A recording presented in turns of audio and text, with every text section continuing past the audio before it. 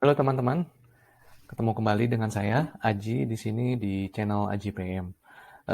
Sebelumnya saya ingin berterima kasih ya kepada teman-teman yang sudah sempat subscribe dan udah mampir ke channel saya gitu. Jadi di kesempatan ini saya ingin berbagi bagaimana caranya untuk bisa riset gaji dari satu perusahaan atau satu institusi ya. Jadi untuk perusahaan di sini lebih mudah itu nanti menggunakan perusahaan yang sudah terbuka atau BUMN lah gitu ya, perusahaan besar. Karena biasanya perusahaan besar itu dia sudah rutin ya untuk melaunch laporan keuangannya yang dimana dalamnya tuh ada financial report lengkap. Di sana juga ada biaya tenaga kerja, biaya gaji dan lain-lain, dan ada informasi tentang total karyawannya. Oke, sebelumnya buat yang belum kenal, saya mungkin punya pengalaman sebagai sales business to business ya, sekitar lebih dari 10 tahun. Salah satu hal yang saya lakukan dalam hal riset itu adalah riset tentang seberapa besar sih gaji di suatu perusahaan gitu. Nah, karena saya tuh jasa yang saya tawarkan itu sangat berhubungan dengan karyawan. Jadi kalau misalkan saya punya informasi rata-rata gaji di satu perusahaan itu, saya bisa mencocokkan kira-kira pas nggak kalau misalkan saya tawarkan atau saya ketemu dengan PIC-nya untuk bisa mengenalkan produk atau jasa saya gitu. Nah, buat teman-teman yang belum tahu tentang proses transaksi, proses jual beli dan lain-lain, bisa cek video saya di layar berikut ya, teman-teman ya. Bisa juga nanti teman-teman lihat di link deskripsi.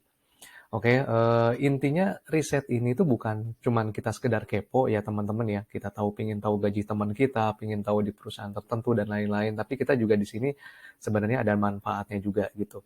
Nah, yang manfaat yang paling besar itu biasanya buat kita sebagai sales ya, sales atau business to business, kita bisa tahu, bisa menyesuaikan dengan profil dari service atau produk kita. Dan yang kedua, bisa bermanfaat juga buat teman-teman yang jadi kandidat di perusahaan tersebut gitu. Jadi pada saat misalkan teman-teman udah terima offering, nah teman-teman mungkin punya bargain untuk bisa negosiasi gaji.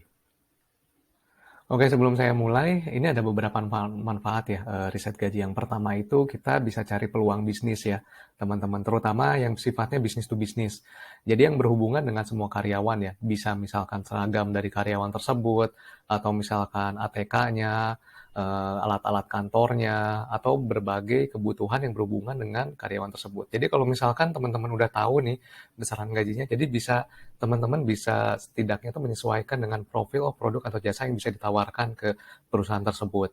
Lalu yang kedua juga buat teman-teman mungkin yang dari perbankan yang ingin menawarkan kredit-kredit konsumernya seperti KPR, KTA, kredit yang lain-lain. Nah, teman-teman juga bisa tahu, udah tahu profiling bahwa di karyawan tersebut tuh rata-rata gajinya sekian. Oh, jadi kalau misalkan profil resikonya, profil berapa kredit yang bisa ditawarkan, yang bisa dicairkan oleh bank dari teman-teman, ini juga bisa sangat bermanfaat ya. Jadi dari awal, oh teman-teman udah tahu, sehingga bisa nanti lebih tepat lagi dalam hal menawarkan kreditnya.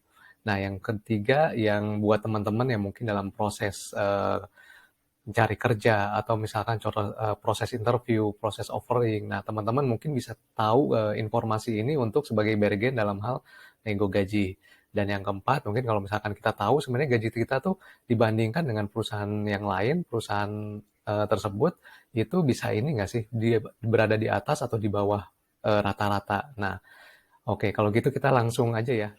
Yang pertama, teman-teman bisa langsung cari perusahaannya ya. Saya contohkan di sini Telkom Indonesia. Lalu kita masuk ke webnya. Nah, di webnya sendiri biasanya itu ada bagian hubungan investor. Nah, teman-teman klik di sini. Nah, cari laporan tahunan atau annual report. Biasanya kalau bahasa Indonesia keluarnya laporan tahunan, kalau yang versi bahasa Inggris keluarnya annual report. Kita klik, lalu kita download file yang terbaru.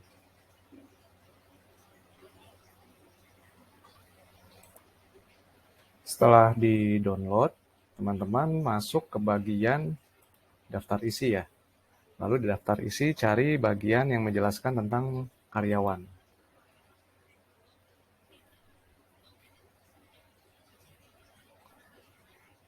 Oke, kita lihat ya, cari karyawan. Nah, ini di halaman 79. Teman-teman bisa langsung ke halaman 79.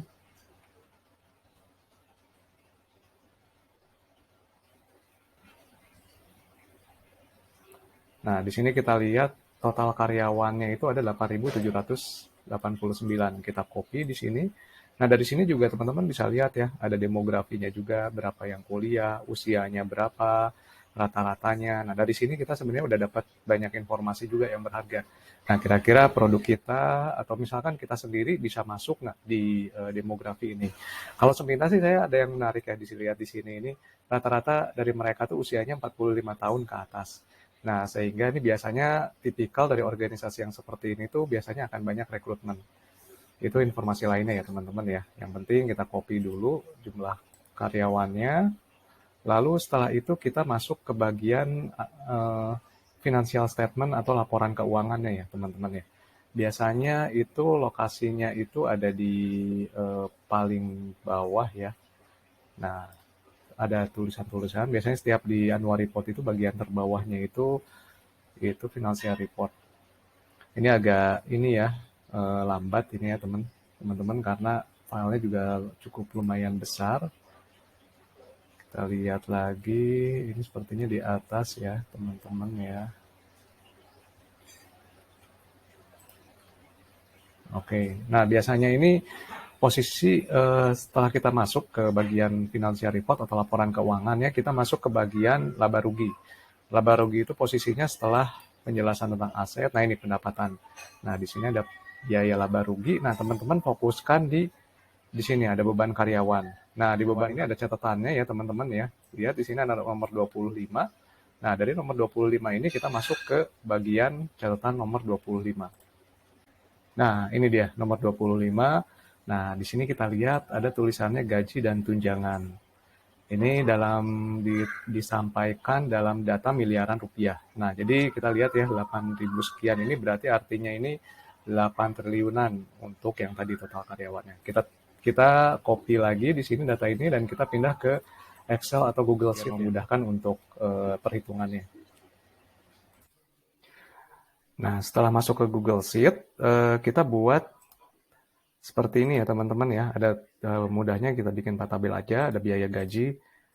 Sorry, ini total karyawan harusnya di sini. Oke. Biaya gaji, total karyawan, rata-rata gaji per tahun, sama rata-rata gaji per bulan. Nah, kita bisa lihat di sini tadi total karyawannya segini, kita masukkan untuk biaya gajinya. Tadi dalam miliaran, berarti kita tambahkan 9 nolnya ya. Masuk, kita bagi dengan biaya total gaji dibagi per karyawan. Oke, nah kita lihat ya, jadi kurang lebih 1 miliar ya teman-teman ya. 1 miliar tapi per tahun ya di sini ya. Kita lihat 1 miliar per tahun. Nah kalau misalkan dibagi per bulannya, kita bagi 12 ya. 13 yang dengan yang ini ya. Oke, nah berarti total rata-ratanya itu kalau dirata-ratakan sekian ya, 76 juta per bulannya. Ini tinggi juga ya, lumayan tinggi ya untuk ininya ya. Jadi kita bisa tahu nih teman-teman ya, untuk rata-ratanya ada di angka segini. Berarti kalau misalkan kita ambil aja misalkan dalam middle level ya kurang lebih gajinya kurang lebih sekitar segini ya teman-teman ya. Nah, ini juga kita bisa tahu ya dari sini bahwa banyak peluang-peluang mulai dari tadi pinjaman kredit yang berhubungan dengan karyawan dan lain-lain. Ini mereka gajinya per bulan itu sekitar segini. Jadi kita bisa lihat ya nilainya segini dan nilainya cukup besar juga. Berikut itu caranya ya teman-teman ya. Nah, cuman yang perlu diperhatikan itu metode ini tidak 100% akurat ya, tapi setidaknya bisa memberikan gambaran besar tentang berapa besar gaji di satu perusahaan. Oke, akhir kata semoga bermanfaat ya videonya ya. Jangan lupa subscribe dan teman-teman juga bisa lihat video lainnya di channel ini ya. Silakan menikmati teman-teman.